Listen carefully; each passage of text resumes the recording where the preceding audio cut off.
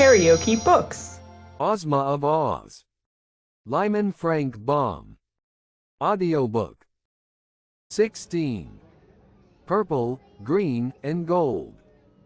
The yellow hen, stepping high and with an air of vast importance, walked slowly over the rich velvet carpets of the splendid palace, examining everything she met with her sharp little eyes. Billina had a right to feel important, for she alone shared the Gnome King's secret and knew how to tell the objects that were transformations from those that had never been alive. She was very sure that her guesses would be correct, but before she began to make them she was curious to behold all the magnificence of this underground palace, which was perhaps one of the most splendid and beautiful places in any fairyland. As she went through the rooms she counted the purple ornaments, and although some were small and hidden in queer places, Billina spied them all, and found the entire 10 scattered about the various rooms. The green ornaments she did not bother to count, for she thought she could find them all when the time came. Finally, having made a survey of the entire palace and enjoyed its splendor, the yellow hen returned to one of the rooms where she had noticed a large purple footstool. She placed a claw upon this and said, "EV," and at once the footstool vanished and a lovely lady, tall and slender and most beautifully robed, stood before her. The lady's eyes were round with astonishment for a moment, for she could not remember her transformation, nor imagine what had restored her to life. "Good morning, ma'am," said Billina, in her sharp voice.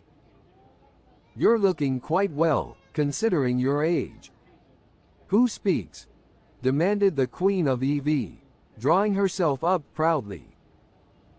"Why, my name's Bill, by rights," answered the hen, who was now perched upon the back of a chair, although Dorothy has put scallops on it and made it Billina.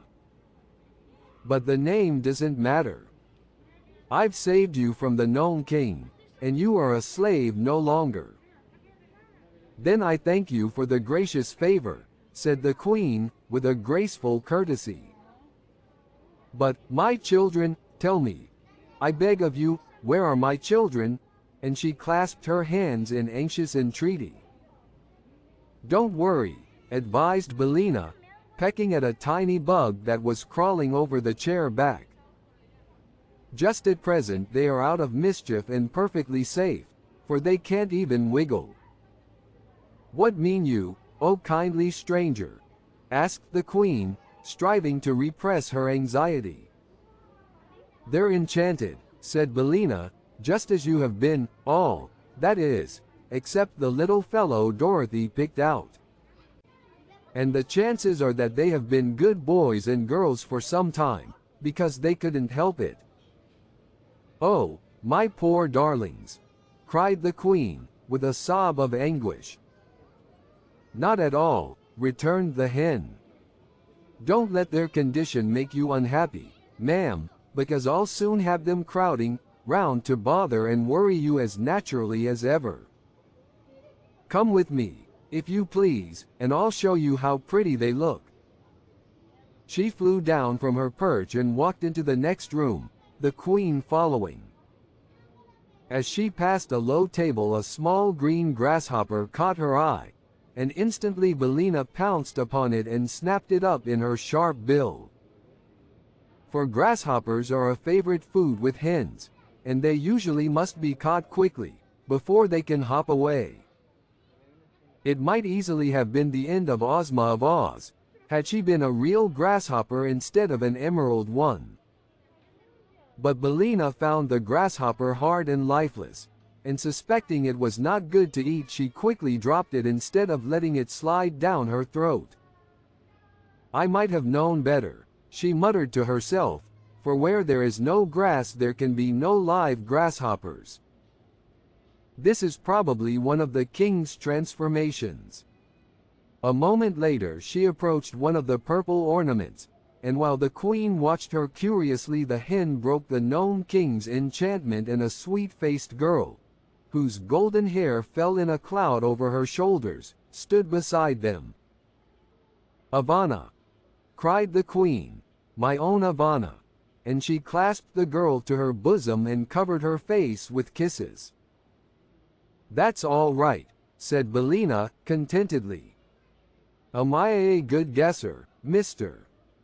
Gnome King? Well, I guess." Then she disenchanted another girl, whom the queen addressed as Evros, and afterwards a boy named Abardo, who was older than his brother Evring. Indeed, the yellow hen kept the good queen exclaiming and embracing for some time, until 5 princesses and 4 princes, all looking very much alike except for the difference in size, stood in a row beside their happy mother. The princesses were named Ivana, Evros, Abella, Evirene and Avedna, while the princes were Evrob, Evington, Abardo and Evroland. Of these Abardo was the eldest and would inherit his father's throne and be crowned king of Ev when he returned to his own country.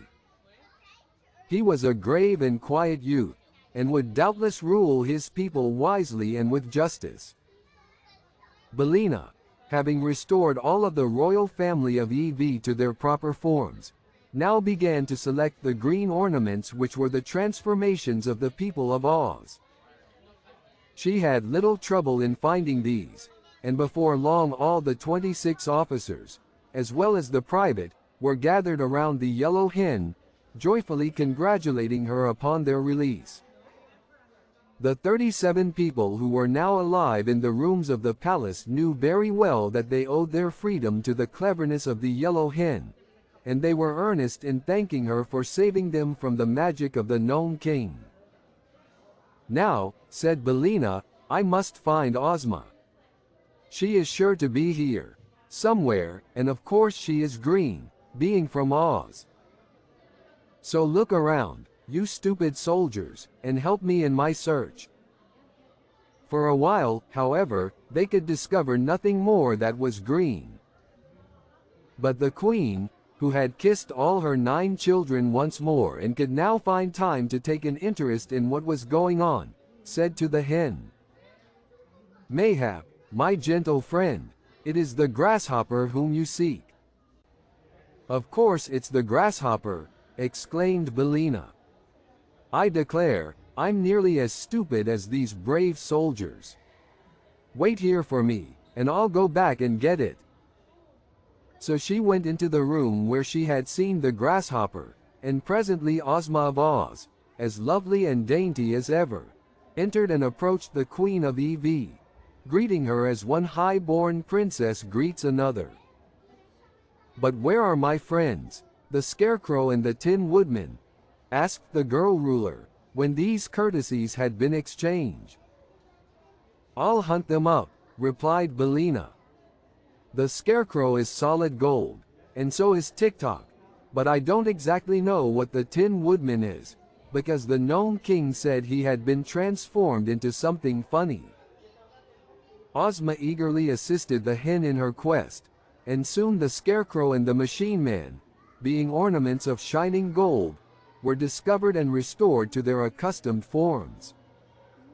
But, search as they might, in no place could they find a funny ornament that might be the transformation of the Tin Woodman.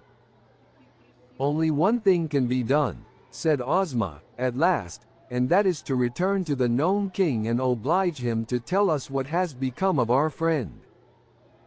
"Perhaps he won't," suggested Belina. "He must," returned Ozma, firmly. "The king has not treated us honestly, for under the mask of fairness and good nature he entrapped us all, and we would have been forever enchanted had not our wise and clever friend, the yellow hen, found a way to save us." "The king is a villain," declared the Scarecrow. "His laugh is worse than another man's frown," said the private, with a shudder. "I thought he was honest, but I was mistaken," remarked Tik-Tok. "My thoughts are usually correct, but it is Smith and Tinker's fault if they sometimes go wrong or do not work properly." "Smith and Tinker made a very good job of you," said Ozma, kindly. I do not think they should be blamed if you are not quite perfect. Thank you, replied Tick-Tock.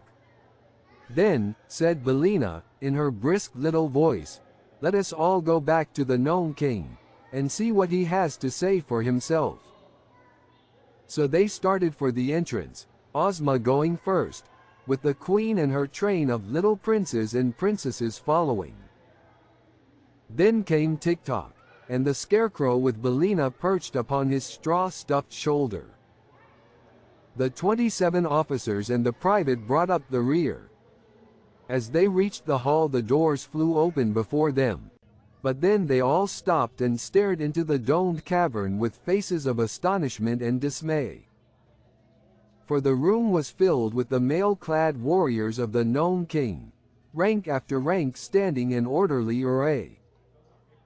The electric lights upon their brows gleamed brightly. Their battle axes were poised as if to strike down their foes. Yet they remained motionless as statues, awaiting the word of command. And in the center of this terrible army sat the little king upon his throne of rock. But he neither smiled nor laughed.